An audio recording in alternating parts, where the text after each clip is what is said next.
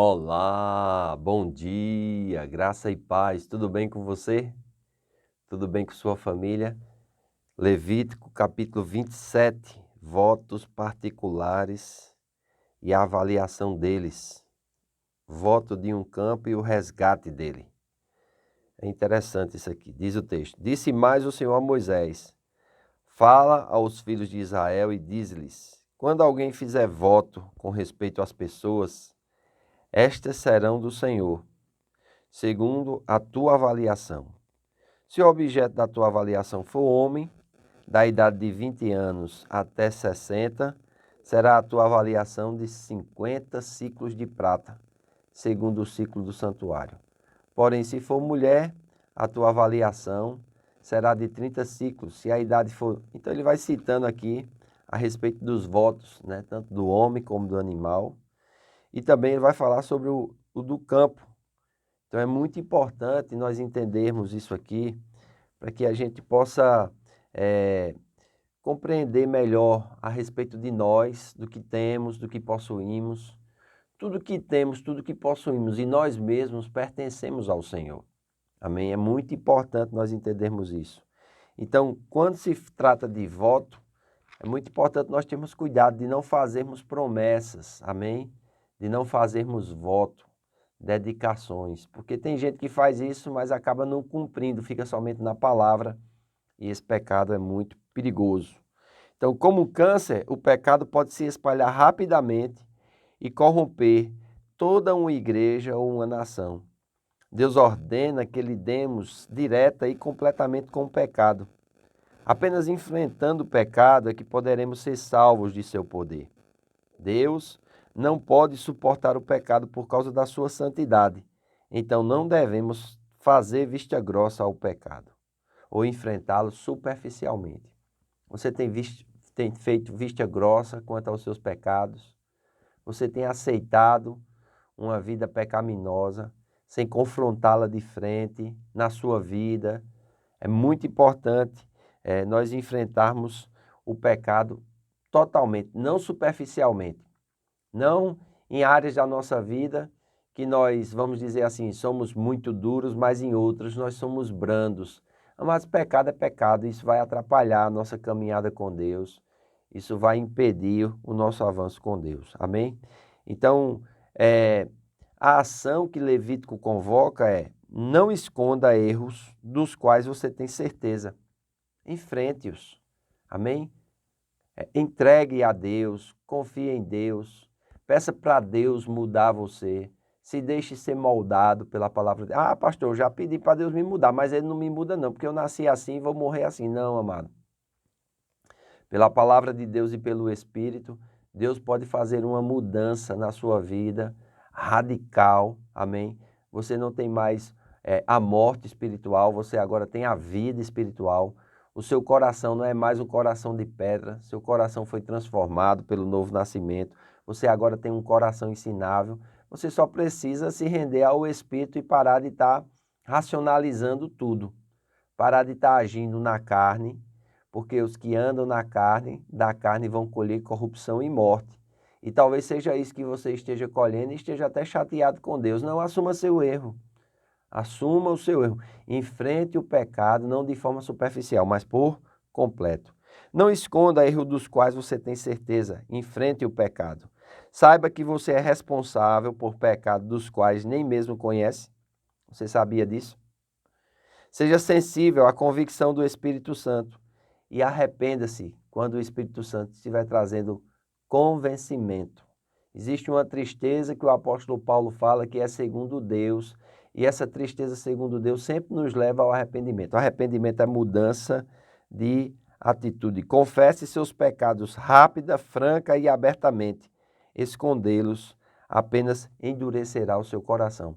Tem muita gente na igreja com o coração endurecido porque tem escondido o pecado, tem enfrentado o pecado superficialmente. Não, amado, confesse e deixe.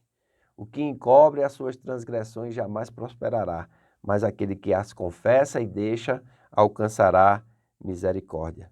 E outra coisa, é interessante aqui a respeito disso, porque vai fazer também quando a pessoa dedica alguma coisa ao Senhor, né? Seja parte do seu bem, seja um animal, ou um carro, ou uma moto, né? E depois ele quiser restaurar aquilo, é interessante, para que aquele resgate não seja feito assim, de forma premeditada, Deus instituiu que a pessoa deve resgatar, deve pagar o que vale, mediante o que o sacerdote colocar, mas deve pagar 20% a mais daquilo ali. Olha, versículo 16. Se alguém dedicar ao Senhor parte do campo da sua herança, então a tua avaliação será segundo a semente necessária para o semear. Um gomer pleno de cevada será avaliado por 50 ciclos de prata. Se dedicar ao seu campo desde o ano do jubileu, segundo a plena avaliação, ficará. Mas se dedicar ao seu campo depois do ano do jubileu, então o sacerdote lhe contará o dinheiro segundo os anos restantes até o ano do jubileu, e isto se abaterá da tua avaliação. Porque no ano de jubileu tinha que ser devolvido tudo, lembra? Que era o ano da libertação. Nós já comentamos aqui. Se você quiser entender um pouco mais, volta a alguns vídeos atrás que a gente tem comentado. Se aquele que dedicou o campo, de algum modo, o quiser resgatar, então acrescentará a quinta parte do dinheiro à tua avaliação e ficará seu, os 20% que eu estava falando. Se não quiser resgatar o campo, ou se o vender a outro, nunca mais se resgatará.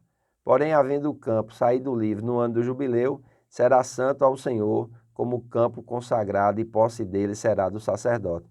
Porque os sacerdotes, eles eram da tribo de Levi, eles não tinham possessões. Então, tudo que o povo trazia e dedicava a Deus, aquilo era como os sacerdotes iriam viver. Amém? Então, é muito importante nós entendermos isso. Tem coisas que não é resgate, para as coisas sagradas mesmo. Versículo 28. No entanto, nada do que alguém dedicou irreversivelmente ao Senhor, de tudo que tem, seja homem ou animal ou campo da sua herança, se poderá vender nem resgatar. Toda coisa assim consagrada será santíssima ao Senhor. Ninguém que dentre os homens for dedicado irreversivelmente ao Senhor se poderá resgatar, será morto. Amém?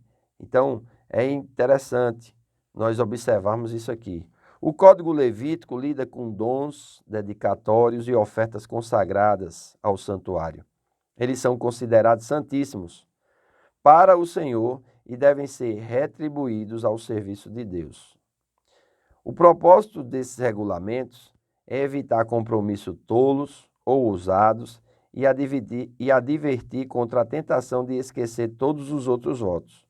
Isto inclui os compromissos relacionados à pessoa, os versos de 2 ao 8, aos animais, versos de 9 ao 13, às casas, dos versículos 14 e 15, às terras, dos 16 ao 24, e mesmo os dízimos, dos versículos 30 ao 33. Então é muito importante nós atentarmos para isso. Amém? O Senhor ordenou a Moisés para os filhos de Israel no Monte Sinai. Né? Então o versículo 34 vai dizer, são estes os mandamentos que o Senhor ordenou a Moisés para os filhos de Israel no Monte Sinai. Levítico recebe sua autorização da revelação do Senhor a Moisés no Monte Sinai. Embora muitos dos princípios de vida e do código legal de conduta contidos em Levíticos lidem com diversos assuntos diretamente relacionados à peregrinação dos israelitas no deserto.